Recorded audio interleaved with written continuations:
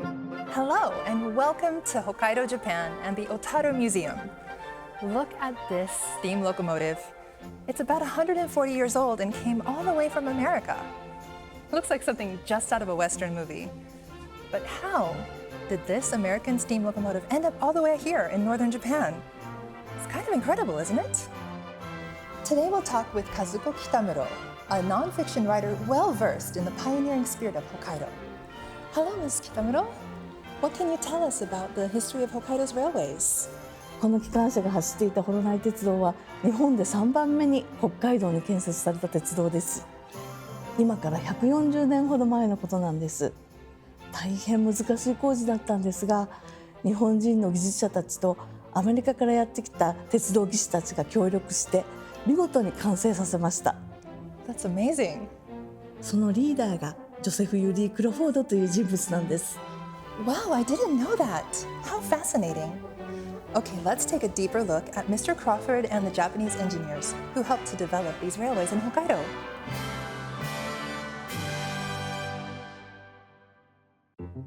In 1869, Japan underwent the Meiji Restoration. Transitioning from an era of the samurai to a modern nation, the country was beginning to change dramatically. At the beginning of the Meiji era, where development in Hokkaido had just begun, a farmer found a mysterious pitch-black stone in Horonai, a place now called Mikasa.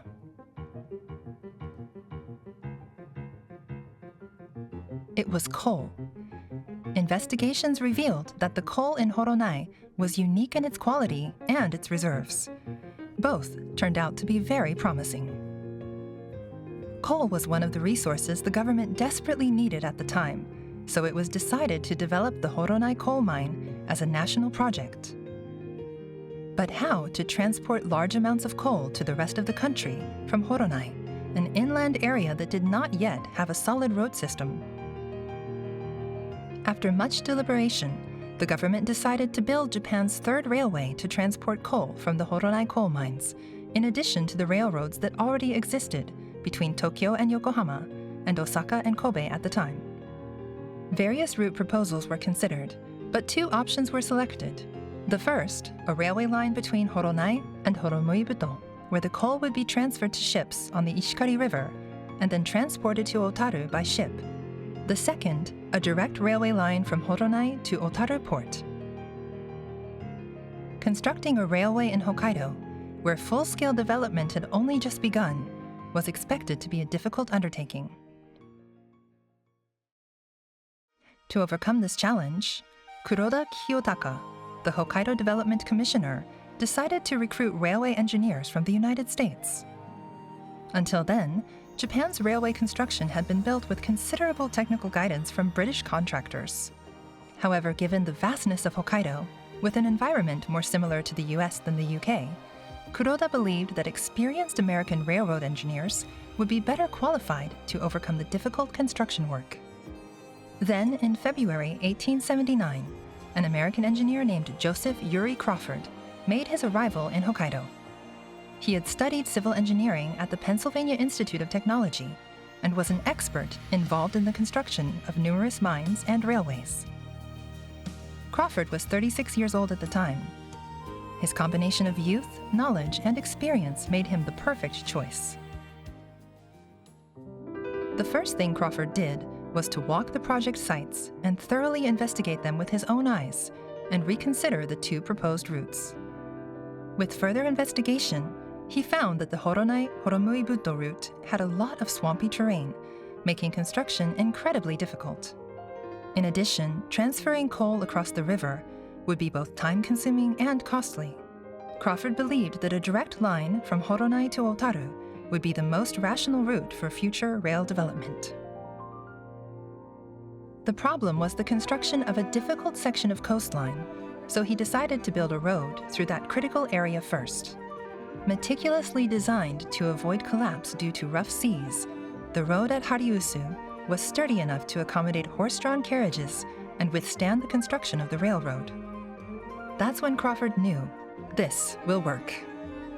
He formally proposed the construction of the Horonai-Otaru route to the Hokkaido Development Agency, and it was readily accepted.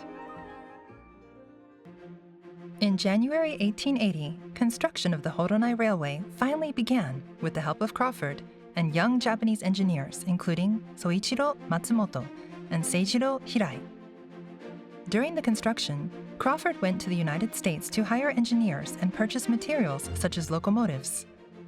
Soichiro Matsumoto was in charge in his absence, but the construction was often delayed due to weather conditions. In June 1880, Crawford returned to Hokkaido with several American railway engineers, and construction progressed quickly. The area along the line began to undergo major changes, including the reclamation of the Temiya shoreline and the construction of the Irifunecho Viaduct. In September, locomotives and other materials arrived from the United States on the sailing ship Toei. Construction of the railway began progressing at an astonishing speed. In the course of their day-to-day work, Matsumoto and the other Japanese engineers learned and absorbed a great deal of knowledge from their American counterparts. Then, in October 1880, a shiny new locomotive was loaded onto the newly built tracks, and the first test run was conducted. The citizens of Otaru gazed in amazement at the locomotive when they saw it for the first time, while the engineers anxiously crossed their fingers and prayed that it would run safely. The train named Benkei-go slowly ran over the wooden viaduct in Irifunecho, the Japanese and American flags fluttering proudly on the locomotive. The test run was a success. This was the moment when the efforts of the many people involved in this massive endeavor successfully came to fruition. After that, construction continued at a phenomenal pace. It is said that at one point the track was extended by 1 mile, 1.6 kilometers, in a single day. In November 1882, the entire line between Temiya and Horonai, about 90 kilometers long, was finally opened.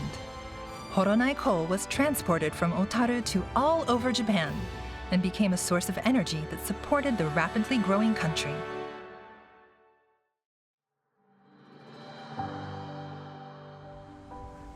So that's how the first railroads were developed in Hokkaido. I had no idea that American engineers were so involved in the process. 北海道の鉄道はここからどんどん内陸部へと進んでいってどんどん広がって移住者を運び開墾が進んだんです。そして最初の石炭に続いて木材や農作物を全国や世界へと運び出しました。そして小樽は金融のセンターになったんです。黒フォードのおかげですね。Wow. 北海道の人口は約100年で100倍にも増えたんですよ。すごいですね。That's incredible. What do you think of Crawford's role in the development of Hokkaido's railway system? クロフォードが実際に現場を指揮したのは5ヶ月程度だったようなんですけれども、ホロナイ鉄道の建設からは実に多くの優れた技術者が育っています。Soichiro Matsumoto later became the head of Japan's railways. Seijiro Hirai, who designed the engine depot in Temiya, also designed the red brick building of the Hokkaido Prefectural Government Office. He was instrumental in nationalizing the railroads and in the construction of Tokyo Station. Isami Hiroi, who designed the bridges of the Horonai Railway, later became a professor at the University of Tokyo. クロフォードが伝えたエンジニア魂が後の日本の近代化を実現したんだと思います。Why do you think it went so well, even though they were from different countries, speaking different languages? お互いがものづくりに対する熱い情熱を持っていたからではないでしょうか。生まれ育った国も言葉も違いましたけれども、技術によってですね、人々の暮らしを豊かにしたい、幸せにしたいというエンジニア魂が共通していたんだと思います。だからこそクロフォードと日本人技術者たちの連携がうまくいったんだと思います。クロフォードが帰国してからの松本総一郎との交流はずっと続いたそうですよ。Wow, that's amazing. It's so wonderful to hear about people having these great relationships and working partnerships from my home country in America and Japan. The great legacy left by Crawford, the father of the Hokkaido Railway, and the transoceanic exchange between engineers from both the United States and Japan is one that will not be forgotten. One of the joys of traveling is encountering this kind of hidden history. Why not take a leisurely trip through time with JR?